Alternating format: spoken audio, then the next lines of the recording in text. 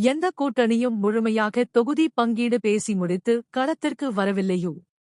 தமிழக முதல்வர்தான் நாடாளுமன்ற மேலவைக்கு ஒரு வேட்பாளரை நேற்று அறிவித்துள்ளார். வேறு யாரும் அறிவிக்கவில்லையோ. ஆகவே திமுக தலைமையிலான கூட்டணி வலுவாக உள்ளது. விஜய் எழுதி கொடுப்பதை பேசும் நபர், அவர் பேச்சு முக்கியத்துவம் இல்லாதது என நெல்லை மாவட்டம் வடக்கன்குளத்தில் சபாநாயகர் அப்பாவு கூறியுள்ளார். நெல்லை மாவட்டத்தில் பல்வேறு முடிந்த திட்ட பணிகளை தமிழக முதல்வர் மு.க. ஸ்டாலின் காணொளி காட்சி வாயிலாக திறந்து வைத்தார். இதன் ஒரு பகுதியாக வள்ளியூரில் 12.13 கோடி ரூபாய் மதிப்பில் மேம்படுத்த பேருந்து நிலையத்தை முதல்வர் திறந்து வைத்தார். பேருந்து நிலையத்தில் நடந்த நிகழ்ச்சியில் சபாநாயகர் அப்பாவு, மாவட்ட ஆட்சியர் சுகுமார் மற்றும் உள்ளாட்சி பிரதிநிதிகள் குத்துவிளக்கேற்றி பேருந்து நிலையத்தை மக்கள் பயன்பாட்டிற்கு அர்ப்பணித்தனர்.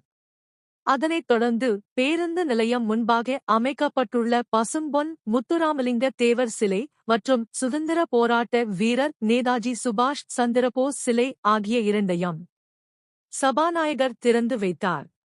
பின்னர் நெல்லை மாவட்டம் ராதாபுரம், வள்ளியூர், நாங்குநேரி, களக்காடு, பாளையங்கோட்டை, சேரன்மகாதேவி ஆகிய 6 ஊராட்சி ஒன்றியத்தில் 831 ஊரக குடியிருப்புகள் பயன்பெறும் வகையில் 605.75 கோடி ரூபாய் மதிப்பில் தாமிரபரணி கூட்டுக் குடிநீர் திட்டத்தை முதல்வர் காணொலி காட்சி வாயிலாக திறந்து வைத்தார்.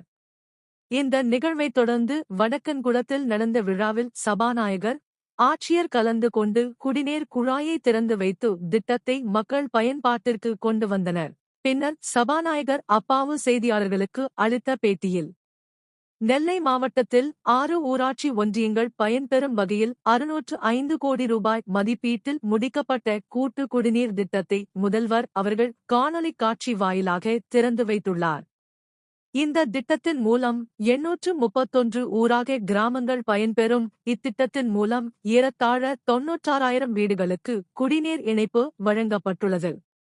நபர் ஒருவருக்கு நாளொன்றுக்கு 55 லிட்டர் வீதம் தாமிரபரணி குடிநீர் வழங்கப்படும். கிராம ஊராட்சிகளில் பணிகள் 100% நிறைவடைந்து மக்கள் பயன்பாட்டிற்கு வந்துவிட்டது. பேரூராட்சி மற்றும் நகராட்சி பகுதிகளில் 80% பணிகள் முடிந்துவிட்டன. மீதமுள்ள பணிகள் இன்னும் 2 மாதங்களில் நிறைவடையும் என்றார்.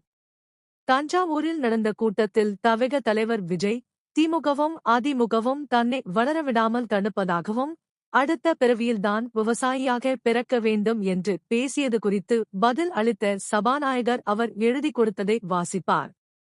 அது ஒரு முக்கியத்துவம் இல்லாது என கூறினார். காங்கிரஸ் கூட்டணி இன்னும் இழுபறியாக உள்ளது. ஆனால் காங்கிரஸ் நிர்வாகிகள் தவிக தலைவரை சந்தித்ததாக பேச்சு அடிபடுகிறதே. இதை எப்படி பார்க்கிறீர்கள் என்ற கேள்விக்கு, யாரும் யாரையும் சந்திக்கலாம், அதனால் கூட்டணி மாறிவிட்டது என்று சொல்லாதீர்கள்.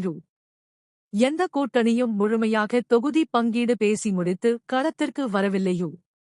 தமிழக முதல்வர்தான் நாடாளுமன்ற மேலவைக்கு ஒரு வேட்பாளரை நேற்று அறிவித்துள்ளார். வேறு யாரும் அறிவிக்கவில்லையோ. ஆகவே திமுக தலைமையிலான கூட்டணி வலுவாக உள்ளது. நாங்குநேரி சம்பவத்தை சுட்டிக்காட்டி எடப்பாடி பழனிசாமி மற்றும் தவிக தலைவர் விஜய் ஆகியோர் தமிழகத்தில் சட்டம் ஒழுங்கு சந்தி சிரிக்கிறது என்று விமர்சிப்பது குறித்து பேசிய சபாநாயகர், கரூரில் 41 பேர் இறந்த நிலையில் சந்தியை சிரிக்க வைத்துவிட்டு தனிவிமானத்தில் வீட்டுக்கு வந்து 2 மாதமாக பதுங்கி இருந்தவர் விஜய்.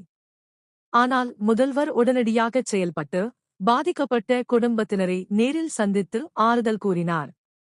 பாதிக்கப்பட்ட 41 குடும்பங்களுக்கும் அரசு நிதி வழங்கியது.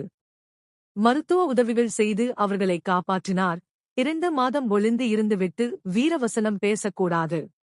தமிழகத்தில் முதல்வர் பொறுப்பேற்ற பிறகு கொலை, கொள்ளை அல்லது சாதி மோதல்கள் எது நடந்தாலும் பாரபட்சம் பார்க்காமல் நடவடிக்கை எடுக்கப்படுகிறது.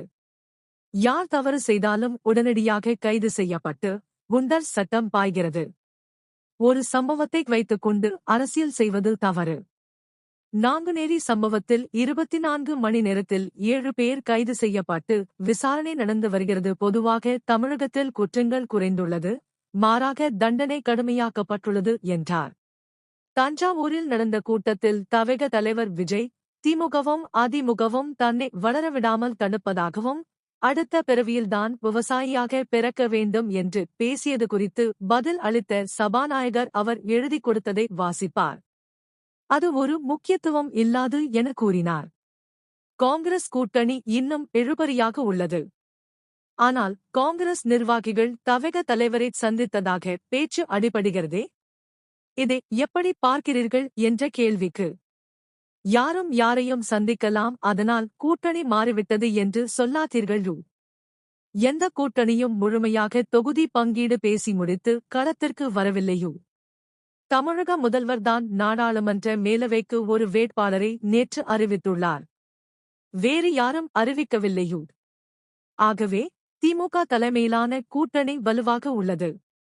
நாங்குநேரி சம்பவத்தை சுட்டிக்காட்டி எடப்பாடி பழனிசாமி மற்றும் தவக தலைவர் விஜய் ஆகியோர் தமிழகத்தில் சட்டம் ஒழுங்கு சந்தி சிரிக்கிறது என்று விமர்சிப்பது குறித்து பேசிய சபாநாயகர், கரூரில் 41 பேர் இறந்த நிலையில் சந்தியை சிரிக்க வைத்துவிட்டு தனிவிமானத்தில் வீட்டிற்கு வந்து 2 மாதமாக பதுங்கி இருந்தவர் விஜய். ஆனால் முதல்வர் உடனடியாகச் செயல்பட்டு பாதிக்கப்பட்ட குடும்பத்தினரை நேரில் சந்தித்து ஆறுதல் கூறினார். பாதிக்கப்பட்ட 41 குடும்பங்களுக்கும் அரசு நிதி வழங்கியது. மருத்துவ உதவிகள் செய்து அவர்களை காப்பாற்றினார். 2 மாதம் ஒளிந்து இருந்துவிட்டு வீரவசனம் பேசக்கூடாது. தமிழகத்தில் முதல்வர் பொறுப்பேற்ற பிறகு கொலை, கொள்ளை அல்லது சாதி மோதல்கள் எது நடந்தாலும் பாரபட்சம் பார்க்காமல் நடவடிக்கை எடுக்கப்படுகிறது. யார் தவறு செய்தாலும் உடனடியாக கைது செய்யப்பட்டு குண்டர் சட்டம் பாய்கிறது. ஒரு சம்பவத்தை வைத்துக் கொண்டு அரசியல் செய்வது தவறு. நாங்குநேரி சம்பவத்தில் 24 மணி நேரத்தில் 7 பேர் கைது செய்யப்பட்டு விசாரணை நடந்து வருகிறது. பொதுவாக தமிழகத்தில் குற்றங்கள் குறைந்துள்ளது, மாறாக தண்டனை கடுமையாக்கப்பட்டுள்ளது என்றார்.